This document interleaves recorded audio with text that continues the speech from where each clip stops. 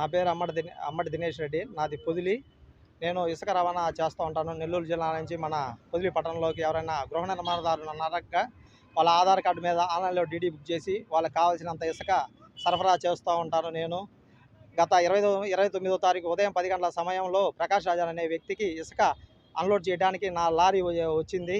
Lorry వెళ్ళలేని పక్షంలో ఇంటి యజమాని ఒక టాటర్ కిరాయికి మాట్లాడుకొని నా నా లారీలో నుంచి వాళ్ళ ఇంటికి సుమారు 8 గంటల దూరంలో అన్లోడ్ మొదలు పెట్టగా పొదిలి ఎస్ఐ వేమన గారు వచ్చి బిల్స్ అడిగారు. బిల్లు చూపించాను. టాటర్తో ఎందుకు నువ్వు అన్లోడ్ వస్తున్నావు అని అడగగా, సార్ ఇసుక లారీ వెళ్ళడానికి సాధ్యం కాలేదు, ఇంటి నిర్మాణ స్థలాన్ని కానీ చెప్పినాను.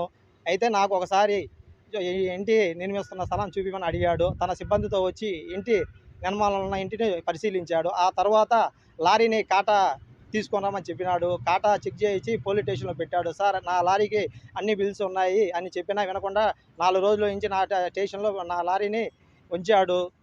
ఈ విషయమును మన జిల్లా జాయింట్ కలెక్టర్ గారికి గోపాలకృష్ణ గారికి తెలియపరిచాను ఈరోజు స్పందన కార్యక్రమం ద్వారా. బిల్స్తో అన్నీ కరెక్ట్గా నేను ఇసుక సరఫరా చేస్తున్నా. గత కొంత రోజుల నుంచి యార్డు నిర్వాహకులు పోలీస్ స్టేషన్ ఎస్ఐ గారు నన్ను వేధిస్తున్నారు. యార్డు నిర్వాహకులు ఎటువంటి బిల్స్ లేకపోయినా డైలీ వాళ్ళు 20 టాటర్ల నుంచి 30 టాటర్లు పొదిలో సరఫరా చేస్తున్నా ఏ అధికారి వాళ్ళని పట్టించుకోవట్లేదు. నేను చెప్పినా ఏ అధికారి వాళ్ళ మీద యాక్షన్ తీసుకోవట్లేదు. నేను గవర్నమెంట్ నిబంధనలు పాటిస్తున్నా గవర్నమెంట్ నిబంధనల ప్రకారం ఇసుక సరఫరా గృహ నిర్మాణాలకు అందిస్తున్నానన్ను అనేక విధాలుగా ఇబ్బంది పడుతున్నారు. గత నెల 11వ తారీఖు ఇదే విషయమై జాయింట్గా ఇదే విధంగా 2 రోజులు నా లారీని అన్లోడ్ చేయకుండా ఇసుక యార్డు నిర్వాహకులు ఆపినారు.